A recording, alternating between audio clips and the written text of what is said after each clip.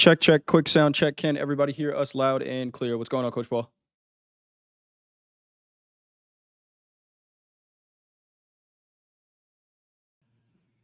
It was all right. Pretty wild day out there in the markets. Yeah. Pretty wild day. How was your day, Coach Paul? I didn't trade after last night. It took a small loss in a micro S&P, and after that flush last night, I'm like, I think I'm going to pass. So I really didn't trade much today. I'm kind of glad I did. This is not one of my kind of days. So let's ask our audience, how was your day? How was everyone's day out there? Welcome to At the Buzzer, our market recap. If this is the first time here, the goal of this segment is to review what happened in the markets for the day. We may talk about some markets that you have not traded before, but we believe our goal as traders is to identify opportunity. We want to see how we can take advantage of those opportunities while managing our risk. Let us know how your day was. Were you up on the day, down on the day? Did you survive the volatility? Hopefully you followed your plan. Most importantly, do you have an account to trade tomorrow? Real Rowboat says only shorted but didn't get the big swings. The shorts that you took, are those repeatable trades? We've talked about this before, and actually I was in a short with Dakota last night in gold where I got short based on a process, and then the market gave me a gift because I followed my process, right? So moves like this, are there ways to catch them? We talked about a potential way to do it last night during slow markets, but take the measurable trades, right? We're not always going to be able to rely on a headline to give us a 300-point sell-off or 500-point sell-off, whatever that was in the NASDAQ. We want to try to take repeatable moves, and then when you're good, the market gives you a gift. And as you said, is it part what those sells were the part of a planned trade? And not all trades are going to work. And if you missed that and you were following your plan, that's okay. As long as your plan has an edge over time. Each trade is a part of a series of trades. And it wasn't easy selling it early. As we see, and we'll go through that as we review each of the indices. But volatility was at an extreme. Yes, it was. Yes, in the it was. middle of Absolutely. the day. Take a look really quick at the Intel chart here. We do have Intel earnings out. Intel is America's company. We know the U.S. government made a big investment in Intel. Let's get numbers here. Coach Hoop, thanks for posting those in the chat. Looks like Intel beat on their earnings here. Earnings per share came in at 29 cents. Estimates were 10 cents. Revenue came in at 13.58 billion. Estimates were 12.36 billion. Adjusted gross margin 41%. Estimates were 34.5%. Let's see. Data center and AI revenue were up 5.05 billion. Estimates were 4.41 billion. Lifts 2026 capex plan to roughly in line with last year. Says they are way ahead of schedule with foundry improvements. Still need to improve supply of data center chips. And not commenting on deals with external customers. Looking forward to working with Elon Musk and sees PC market declining in the second half. Intel closed the session trading around $66. Right now trading $76.57. A really nice move there, about a 14% move after the close. Taking a look at the daily here in Intel. Actually, let's go out even further. Let's go to like a monthly chart here. That is an all-time high in Intel. There you go. So government bought it, brought this market to all-time highs, prices that I'm sure there was probably some splits and adjustments and things like that along the way. We have not seen Intel trade this high since. So it wasn't an all-time high. It's reaching that level. Did it? Yeah, it's above it now because this is post-market price, right? So the monthly chart's not going to show what's happening right now until tomorrow. The all-time high was up here, 75.80s, 75.81, and we're trading 76.30 right now. So that is an all-time high. Prices we have not seen since 2000. That is August 2000. We're back. Intel is back. What a move there. Wow. It was trading on its lows of last year around $18. So about a 300% return. Could be a sign there. You see the American government, U.S. government buying something.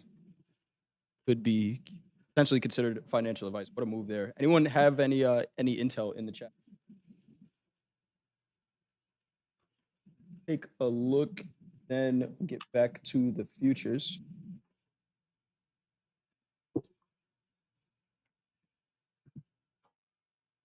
Switch this chart over. All right, taking a look at the news. Start with the news.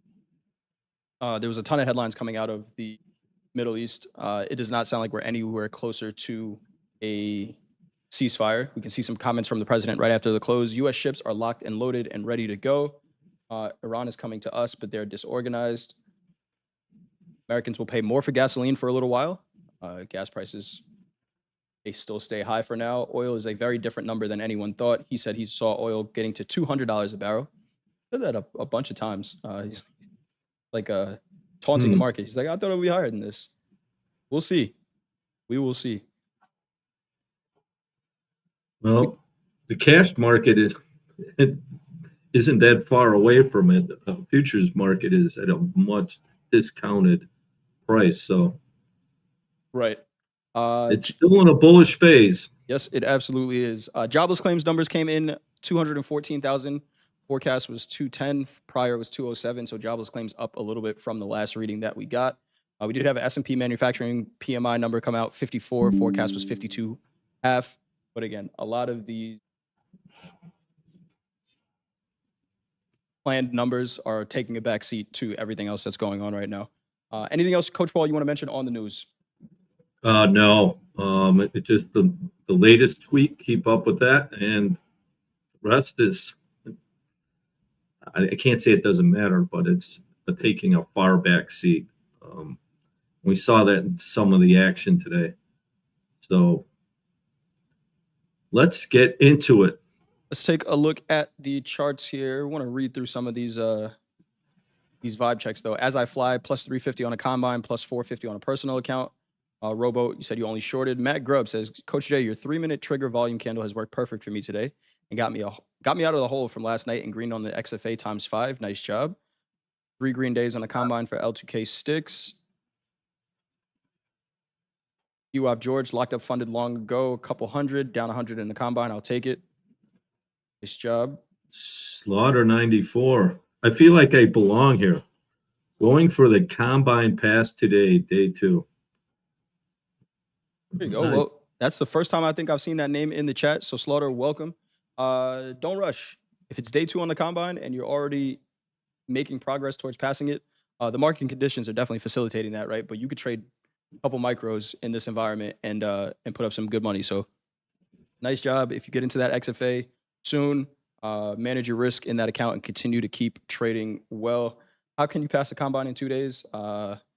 Hit 50% of the profit target twice. 50% of the profit target twice. Courtney, small green day.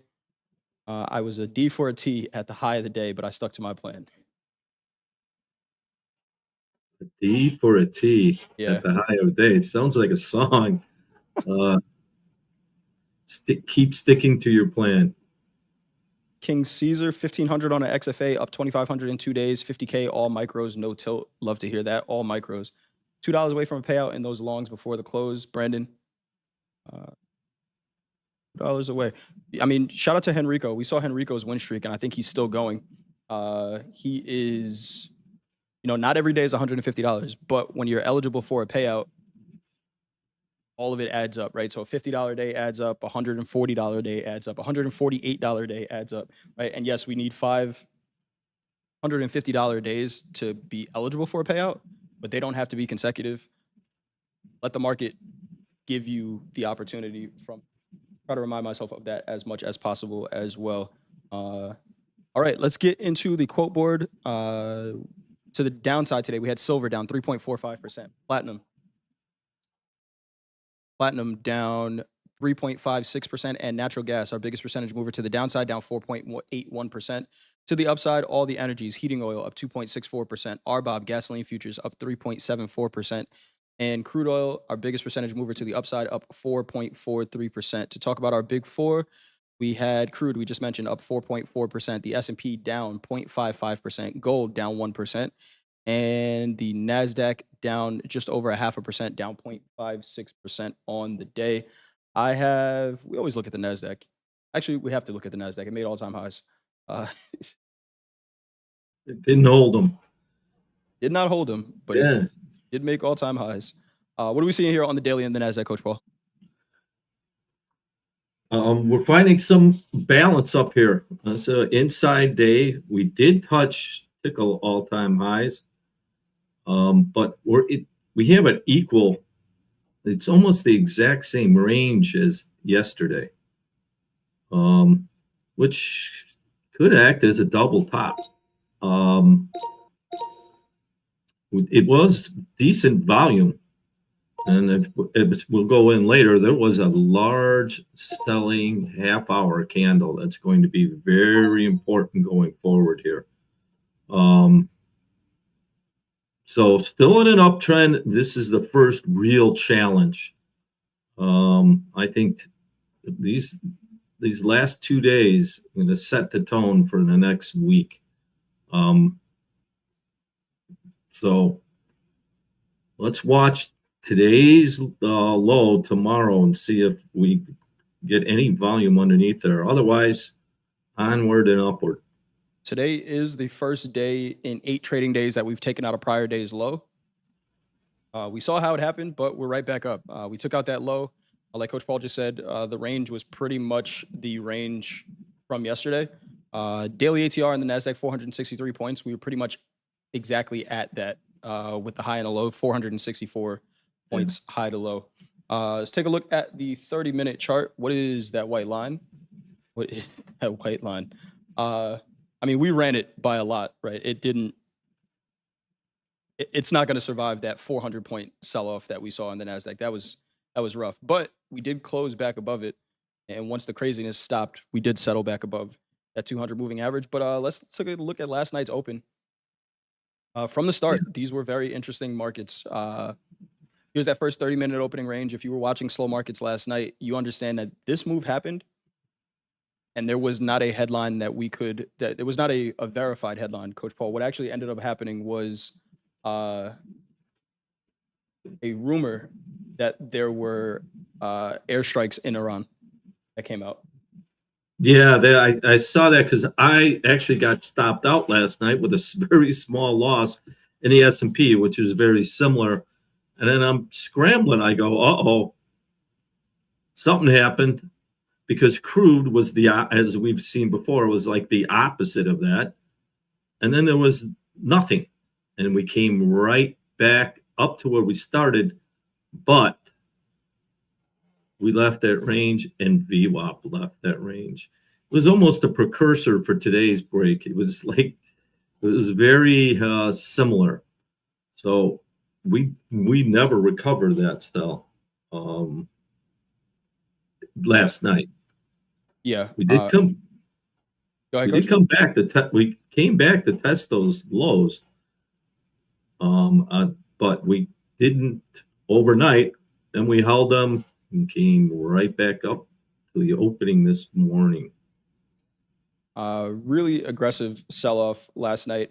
There was a question in the slow markets chat last night. How does, if there is no headline, how does somebody even respond to the volume that comes in there? And one of the things we talked about was, framing out the volume and then going from there, right? One of the trades that I put on last night for slow markets in that combine was this one right here, right? Waiting for the trigger. You can see this little spike of volume right here. I'm on a 1-minute chart right now. But this spike of volume right here, maybe I don't have a strategy to catch this. I didn't get to start this. But framing out that spike of volume, getting in short, and this is the trade we put on last night, but getting in short somewhere in that volume with stop on the other side, turned out to be a really good trade, right? So you don't have to, when you see these aggressive moves throughout the day, you don't have to catch the move. Because again, we don't get to create that move. But if we look at where the volume started on that initial sell-off, purple box here, we came back up, we tested it. rejection of that area. We hold 50% of it. Another one where your stop could go above that high. It's going to take a little longer for the trade to play out, but this is a pretty nice trade, after the fact. So, when you see some of these high volume spikes, similar to what we do for trading the news, maybe you could trade the after effects of it. If you're watching your charts and you identify the volume coming in, there's opportunity to get into the flow.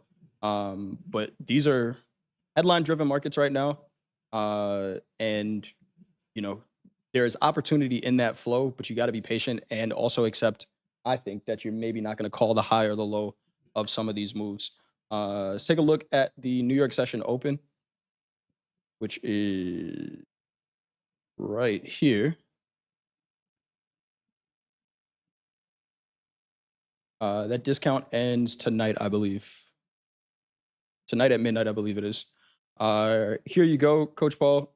First 3 minutes, we had some urgency. Yes, we had some urgency, and we tested it. And key to that was, did we get, we made, new all-time highs up there? But look at the volume. It was laggard volume. Yeah. And if we look at yesterday, we were at that same level. Well, and we made an new all-time high. It's like a tick. Yeah, with a very light volume. So wasn't convinced all-time highs. Wasn't like there was some urgency at those highs for continuation.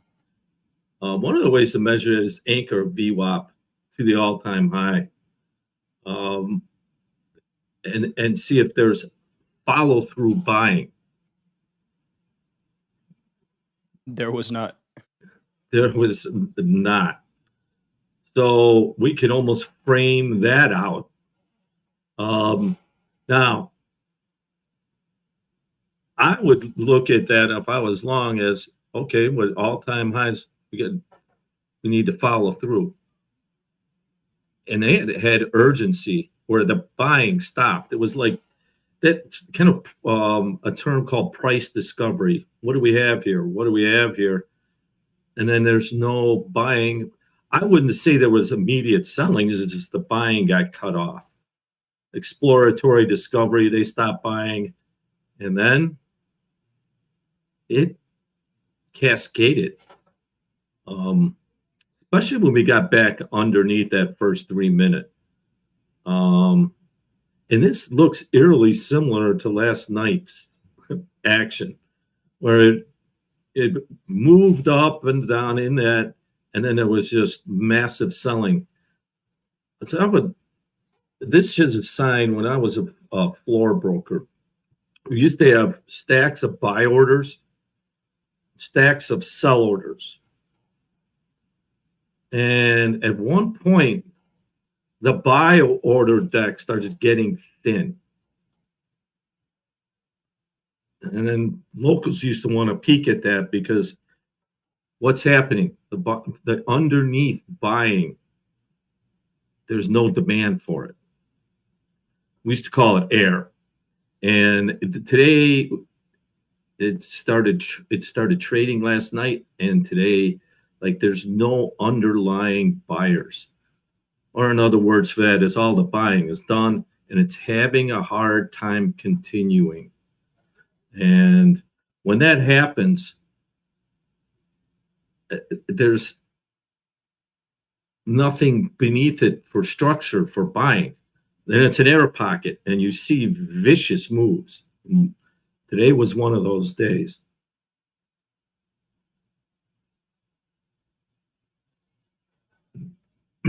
Absolutely. So we'll take a look. There's a question here from DigiCap. Can you clarify a trigger candle? I explained what a trigger candle was yesterday. Is it just the one with the most volume, or is there other criteria? Context matters, right? It's not always just going to be a candle with high volume, right? The context of this matters, and I'll go back down to a 1 minute chart because this is where I explained it. But it's not just high volume. It has to be, and this is where a little bit of discretion comes into play. it has to be significant price action, right? If it's just a high volume candle that overlaps another one, I'm not going to consider that a trigger because it doesn't show the market trying to go anywhere, right? But something like this, right? See this candle right here. This is a 1 minute candle. I would not look at this on a tick chart, no, because tick charts are all going to show you the same amount of volume. So I would use it on a time chart. And here's a 1 minute candle. Where's 5,000 contracts traded in that 1 minute candle? Look at everything else around it before that point. It was no more than 1,500. So 5,000 means something. Also, what did this candle do? We had this range that we were in for a while, and this candle broke below the low of this range. That's significant price action. Now, I'm understanding that there's a lot of discretion that comes into here. But what I'm looking for is once this candle prints, now that's the flow that I want to get into. Right? Where, again, my stop is above that high. If it takes out the high of this trigger candle, then I'm wrong. It's about 60 points of risk that we're looking for. But then I'm staying in it as long as the flow continues to the downside. Here's another one. Look at this. Would this be considered a trigger candle to the upside? Right? We had this aggressive sell-off. And we have this candle, which was higher volume than the last one, and that's significant price action. Why is that significant price action? Because it brought us out of this downtrend. There are going to be, and trust me, if you look at this on a 1 minute chart, don't try to take every single one, please, because there are going to be a lot of false triggers. Significant price action is extremely important, right? Again, this candle right here was 150 points to the upside. Some people might say, oh, I'm already late. It came off the lows. I should have bought it here. But if you accept the fact that your trade is not here and it's somewhere in the middle of that flow, then somewhere in this candle, can I accept the risk? I might have to trade lower size, but then that flow continues. So there's going to be discretion. We are discretionary traders, and different time frames are going to look a little bit different, but significant price action is important to me with these. It has to be a candle that breaks a range, breaks out of a range. There's some continuation flow in there. It is not one size fits all. But good question. Anything else you want to mention on the NASDAQ, Coach Paul? No, S&P was very much the same, but the NASDAQ is by far the strongest on the board. The S&P could not make that all-time high. We're still in that balance range here. This is now 2 days in a row out of the, we had 16 trading days pretty much to the upside, 3 weeks of a rally, and we're starting to base a little bit more than we've seen since this rally began from the lows of the year. So a little bit of basing. The S&P got within 2 points of the all-time high, didn't make them, and fell off. Let's take a look at the Russell. And the selling volume is picking up. It's as high as the buying volume. So there's been some liquidation up here. We could read that in that basing at the top from imbalance up, and we're starting to balance. Yep. Now, in the half hour, let's see where the 200 moving average is on the half hour. Take a look here at the 30-minute. We are closing pretty much right under that 200 moving average. Again, we had very similar price action to the NASDAQ. We had that aggressive sell-off last night. We traded in this candle for a while, but we never got volume to leave this range in either direction. We got price extensions outside of it, but volume never went with it. Courtney, I saw you say you were holding on for all-time highs here in the S&P. It got so close. It was 2.5 points off of that all-time high before we did fall right back through the range. But it got up there again on, look at the 30-minute here from the New York session open. Volume got a downtrend in volume as price was moving up. Yeah. That's just a lack of participation up there. Forex therapy, you have a good one. Go ahead, Coach. And then he had the big down candle, which we have not recovered from, even with large buying volume. And we're not holding the 200 like we were before. We're challenging it. We're closing below it. That's why I'm feeling this is very heavy up here. And what you just said, there's declining volume as we rally. So and it goes back to what I was talking before. There's an emptiness underneath this. So for longer term longs, if they decide they want to get out, who are they going to get out to? Right. The smaller traders. So this is getting tired. We'll see. Like I said, I think we're finding a short-term top here. It would be a nice correction. Absolutely. We can see another trigger candle from that high, right? We had this down sloping volume, and then we get this spike. Frame out that spike, it holds. And another one holds as well. Really wild back and forth day. We did have some headlines out. We'll take a look at crude oil. We'll move over to crude. But the headlines that came out right around 1 p.m. Eastern time, right around here. Iran's parliament speaker, Ghalibaf, has resigned from the negotiating team after IRCG interference. Sorry about that. Iran's parliament speaker, Ghalibaf, and if you're wondering why that's important or why it's interesting right now, he is the guy that was talking about vibe trading oil over the past couple of days. He was the speaker of the parliament speaker that about a month ago was basically giving out day trading advice, right? He was saying, if a headline comes out and they sell off the market, just buy it. Just basically do the opposite. Really interesting that he resigned. From the negotiating team, right? Yes, from the negotiating team. Mm-hmm. Yeah, really, really interesting here.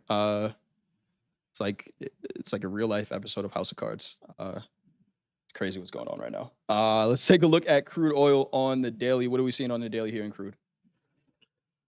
This is picking up upside potential. Look at this. It's 3 days in a row up. We're reclaiming the 20. We've already tested the 50, and I think we closed above the 20. It's on tender hooks. You could easily see an explosion to the upside here. The trend is still intact. The volumes are receding. If there's any kind of action, I mean, it could go parabolic. There's nothing bearish in this chart from my point of view. Agreed. Yeah, it held the trend, held that 50 moving average on the daily, back above the 20 now. And with the headlines that we see coming out, those are bullish headlines for crude until they're not. We did have the president after the close here saying, we don't know who the leader in Iran is. Iran is delaying it because we don't know who we're talking to. He did say, I wouldn't use nuclear weapons against Iran. Reiterates that the UK should open the North Sea for oil drilling. And we have Israel military. Several launches crossed from Lebanon towards Israel were intercepted. So again, ceasefire talks are not really ceasing the fire right now, it seems like. Not at all. Not at all. And then we're witnessing that in the crude. Once again, if you put a line chart in a daily, that is a bullish chart to me. It is. So, with this crude movement like this, and we're starting to see the equities lose their momentum, we could see a change of regime here. And we saw that last night, just a hint on a rumor. It broke, 280 points in about 2 minutes? The NASDAQ sold off really aggressively. Crude oil was up in that 30, and then it came right back. So here's when that was not last night. Here we go. Yeah. All right, so here is that buying. That was $4. $4.25. $4.25. in 9 minutes, and then in another 9 minutes, we were right back down. Uh, Pretty insane to see here. It's interesting. Yeah, that's what I'd say. And when you look at that, just any kind of if any kind of headline comes out, Uh-huh. I see these spikes. But if it's more than a rumor and hostilities regain, I who's left to sell this? So it's very nervous. Um, it's like I said last night, I was like stunned. I'm like, first of all, I felt really good. I owned it and lost, I think, $35, not Crude, S&P. Okay. Um, but I said after that, this kind of movement, if you're sloppy or you haven't put in a stop or you're just not respecting it, you can get blown up. It's happened to me enough in my trading career that I'm not. It has to be a very precise trade. There's no B trades or C trades here. It's not worth the risk. But if it's a trade, absolutely. Put it on. Yeah. So put it on. But I can't. I've been saying it. I can't say it enough because you just saw this. What, $4 up, $4.50 up, $4.50 down in 15 minutes. Yeah. Put your stops in. Put your stops in. And to me, Coach Paul,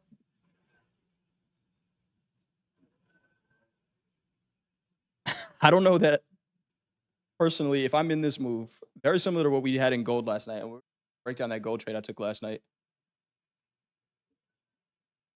To me, this is an example of if you're good, you get lucky, right? If you were in this trade, this is the Europe session open. We did start to leave that range.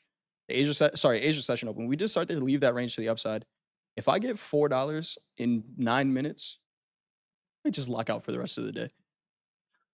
Based on that, if it's 2-1, Right. you're already in and out. Right. And I think at that point, price targets for me, you can have levels where you think the market has the potential to go, but you have to take something out of this, right? If you're up $4 on a trade, because I know what happens, and I know what happens to me as well. I'm in here. Maybe I got in at 93 half, trading 94 half, trading 95 half, trading 96 half. Oh shit, this is going to 100. It might go to 120. I caught the big one. And then just as quickly, and we've talked about this, right? Unsustainable volume. Look at the way this volume built here. And you may not use the volume on your charts, under your charts. You may not use it, right? But understand it from somebody who does. We cannot continue to just build volume this way. It's not realistic. At some point, that's going to come to an end, right? We had 1,500 contracts, 3,000 contracts, 4,000 contracts in 3-minute periods. If crude kept moving like that, we were going to be at $1,000 in crude. That's just not realistic, right? So at some point, the market's going to come back to reality. And when it does, it usually does it pretty violent. So on these quick moves, if you're a part of it, you don't want to overmanage your trades, but I think you do have to take something out of the trade. Because the quicker it goes up, the quicker it's going to come down. And we can see, again, that entire move in 3 minutes gave it all back. Here's another thing to think of. How many times do we move $5 in 15 minutes? Right. Google it. Go look at a database. Yeah, it doesn't happen often.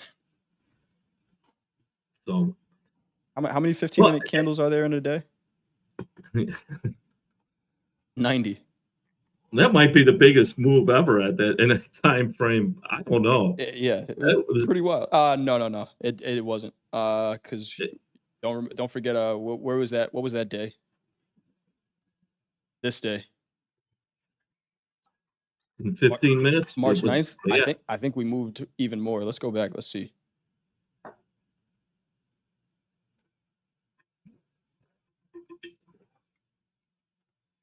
It's $12 right there. $12. Yeah. Yeah. So I don't get. It's to understand that the structure of this market just where it's getting illiquid because there's not orders on either side of the market, and in this case, there's no sell orders. So when they reach, you get this explosion. Be warned that if you're going to trade crude, understand it, and we're starting to see it in the equities. So it actually offers really good opportunity. Also, I'm going to say, but beware, it's starting to change. Yeah, absolutely is. Absolutely is. There's a good question here from Trance Awaits. Hey, coach, love the volume talk. I was wondering, do you ever look at the big contract for volume when trading the micros? So looking at NQ volume when trading the micro NASDAQ? I do. You can use the micros. It is going to be a little bit different, right? Your VWAP calculations are going to be a little bit different. It is a potential area of logistical failure, and I just said it in the chat. If I'm looking at the minis for volume and I want to be trading the micros, I want to be sure that wherever I'm executing my orders is the micros, right? You don't want to slip up and trade the bigs because you were reading the bigs for volume. So just be careful with that. And if it is ever an issue, just read the micro volume. It should be pretty close. But yeah, I do look at the volume for the big contracts just because that's where it's more money. Yeah. There's more money moving around there. The arbitrage usually takes care of that. Right. So they're very similar, but that S&P, I look at on balance volume. And the on balance volume is different in the micros than it is in the minis. And why? My reasoning is the minis are institutions. They use the mini. They don't need the micro. The small trader, old terms, the pikers, such as ourselves, which trading the micro. It's more of a retail. It doesn't. I don't. It's institutions aren't going to be day trading. So I'm just actually started watching. I didn't realize there was a difference. I'll keep you updated, but it's different. So right now at the close, the on balance volume on the S&Ps was still positive 6,000 contracts, where the micros were at plus 100. Now I'll delve deeper into that, but you just point biggest danger, some of my biggest losses in the last couple of years of where I did buy 3, and I think they're micros and they're minis. Oh, look at this here. Billy with a nice suggestion here. You can view the mini volume on the micro chart. Just need to change the symbol in the volume bar settings. So let's see. I was trading the MES, and I have this volume indicator down here. Click the 3 dots, settings, inputs. I could change the symbol to ES. Look at that, Billy. Nice suggestion there. So this is showing the ES volume, but the chart is micro ES. So then you're less likely to make that mistake of trading the bigs. Thank you for that, Billy. I think you could do that with a lot of indicators, right? Yeah, all the indicators and the inputs you could change to a different symbol. Good stuff. Well, I didn't know that. Good stuff. Did we see the spike in Intel? Yes, we did. It was up 14%. Is it still holding? Right now, we covered Intel earnings. It looks like they beat on everything, made new all-time highs. Is Intel still holding? Yes, it is. $76.86. That is an all-time high in Intel. Let's see if it holds. But yeah, it's America's company. President said we were going to double the stock market. That includes Intel. It has definitely doubled since the American government has started buying it. Let's take a look at Spirit Airlines is next, apparently. Oh yeah. Huh. I won't give a shout out to Spirit Airlines if you've ever flown it. That's a tough one. That's a tough one. All right. So the only thing about changing that volume thing, you got to make sure you change it all the time. right? Because now I'm on the gold chart and it's showing ES volume. Let's take a look at the daily here in gold. What are you seeing here in gold, Coach Paul, on the daily? Well, we're not back down to the 20-day moving average. We're failing. Starting to look heavy. This failure of this 20 with light volume. And we tested that.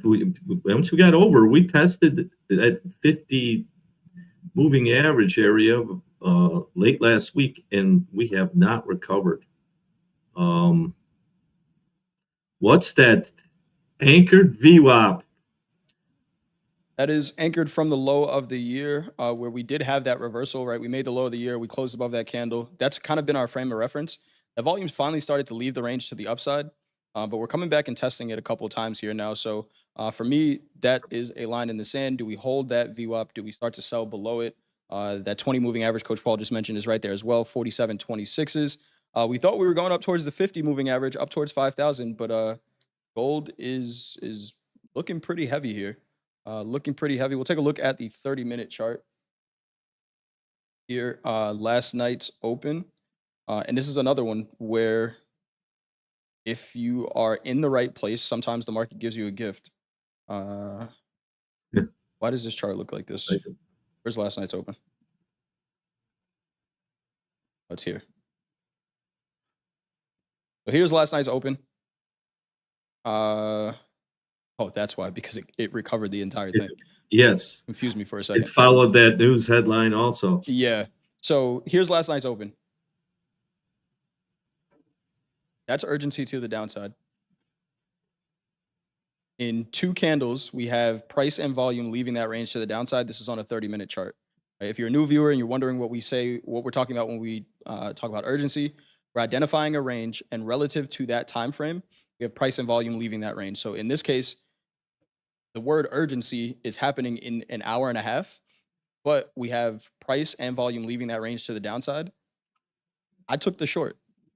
I had no idea that this was going to happen. And if we look at it on a shorter time frame, very similar to everything else. Sometimes when you're good, you get lucky, right? When you're in the right place, sometimes the market gives you a gift. Here is the 3-minute from last night, and I normally don't trade this on the 3-minute, but this is where I think where was I? I was getting short in this candle. Here's the Asia session open. That's when we're starting slow markets.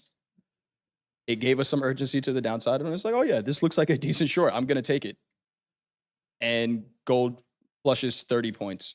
Another one where how often do we move $30 in gold in 9 minutes, Coach Paul? And you get to be part of the trade. Very rarely when Yeah. some news event comes out that's false. Right. So Right. So how did you manage it after that? So what we did, and I think we were looking at this on the 1-minute chart. I don't know where this is going to stop, but the way I like to look at this, actually, I was managed on the 3-minute, so we'll stay on the 3-minute. As long as we hold, where did it go? As long as we hold below, right? Once we start to break down, you see these highs of these 3-minute candles, we don't take them out. So now I'm just trailing above the highs of these 3-minute candles. So where they out to me was right here, right above that high. So I'm short here. I think ended up taking 20 points out of it. Low at the time was 34 points. So I took about half of the move. Again, I don't get to choose that this is the low. Maybe I could have got out a little bit earlier, but yeah, as long as this flow continues, great. But another one where how the volume in gold overnight can't sustain that. It's going to turn around at some point. And again, it was on a false headline. We didn't know that until after the fact. We took the trade and then tried to figure out for the next 20 minutes what the headline was. If you do that and you're not hearing a headline, but you see the markets move, sometimes you might be a little bit late to the move. But really aggressive reversal. Here's a J trade. confirmation was all the way up here. That was just a wild move in gold last night. And then right back, and then it tells you, Yeah, gold is really struggling. yeah, And you don't even hear the headlines. I still think, I mean, everybody's talking the new kid in town is Crude. That's the new flashy toy. But nice trade. thanks, Coach. I would say even better out. Yeah, Because it did have a J trade down there with a continuation volume trade right behind it. I mean, if you did that, look at that volume, that buy volume. yeah, it completely turned it around. That's a symbol that if ever been caught in this, it's you're short, and all of a sudden you get this rip up that takes half of your profit. Yeah, And you're like, if you hesitate, all of a sudden in the next 3 minutes, bigger volume. yeah, yeah. That will destroy your mental health. And then onward, but look at this. It's just so whippy. I don't know how many times this has happened to me, and I just sell another one right here.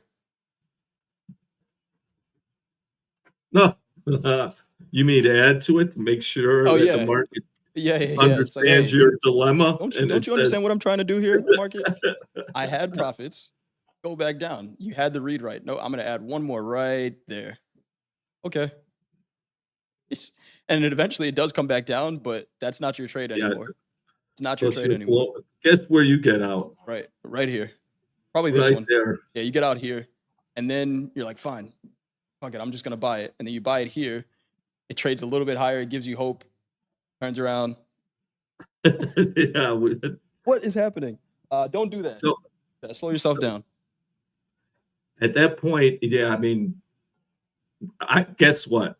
I would say just about everyone who's attempted this game, that happens to them. And how do we get away from it?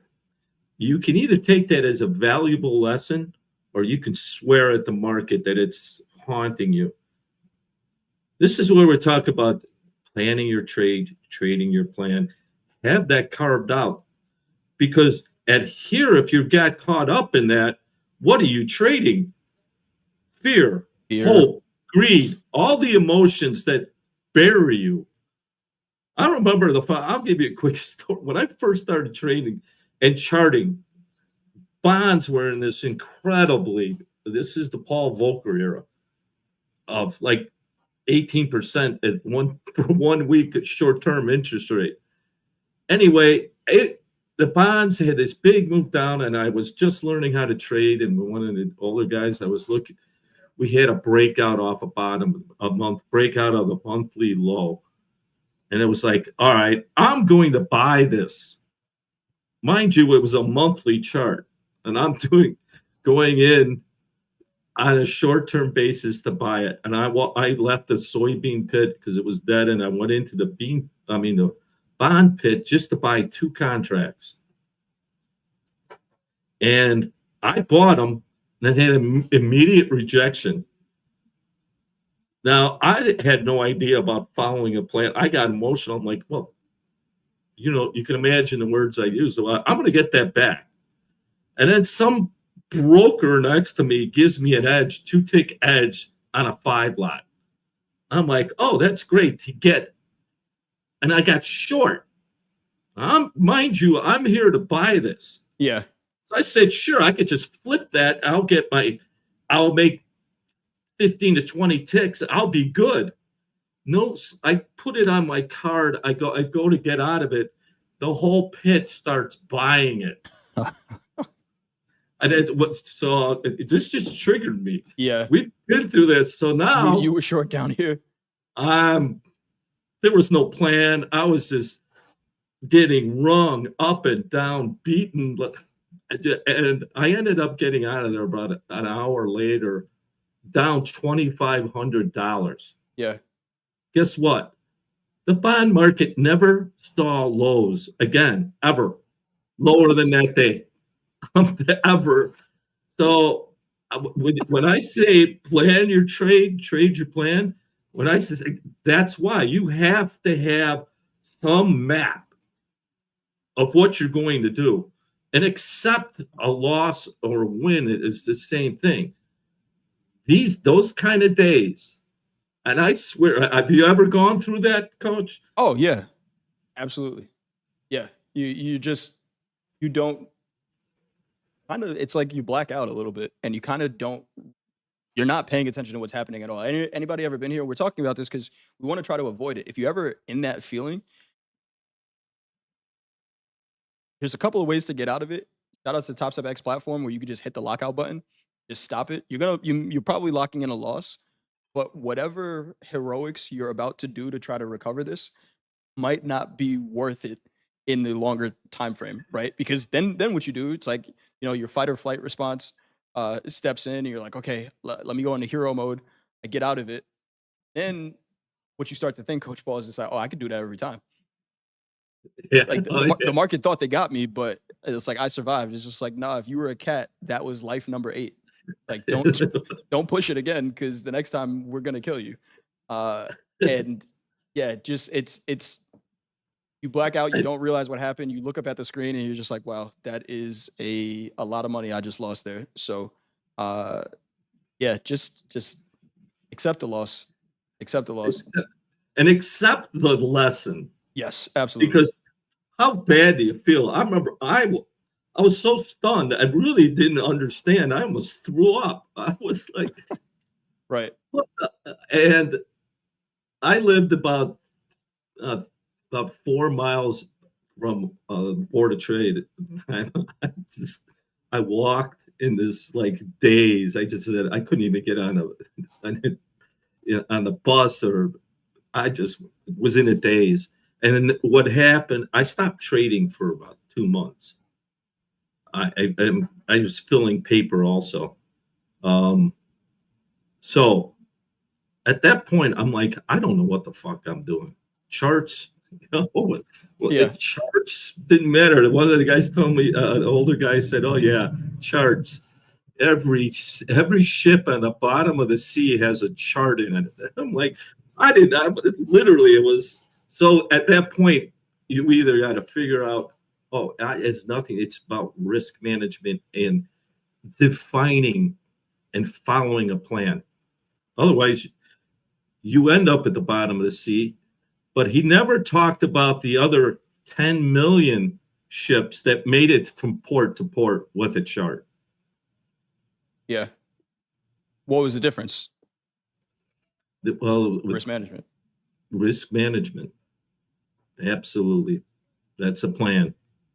All right. So, all right. Story time's over. Story time's over. Story time is over. Good stuff there. Coach Paul, any other markets you want to talk about today? Well, let's see what Bitcoin, how it survived its big day yesterday.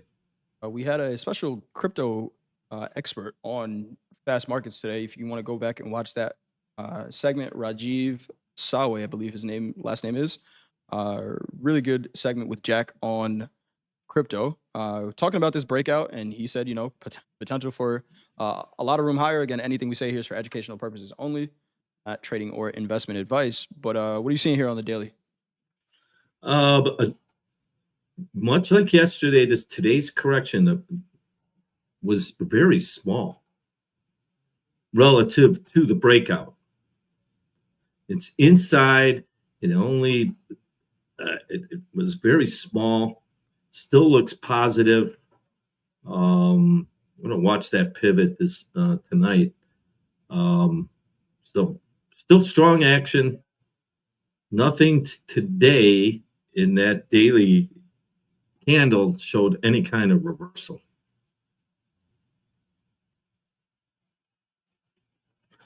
So let's look at the half hour. Take a look at the 30-minute chart here in Bitcoin. Last night's open. Urgency to the downside. Yep. Set the high for the day. Yep. So that can go down without me. I'm still looking for a place to buy. We didn't touch the 200 moving average, so no trade. Now, we're still above that 200, and we'll look at the opening range trade this evening. And I personally am looking to own it. I will, if I see some urgency, maybe I'll do 2 units of risk. But still looks positive. And compare that to yesterday's dramatic rally up. We're holding.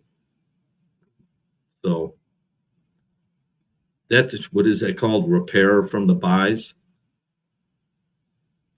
Really, it was more of the buying stop. There was so much action yesterday. So still very positive. Looks good.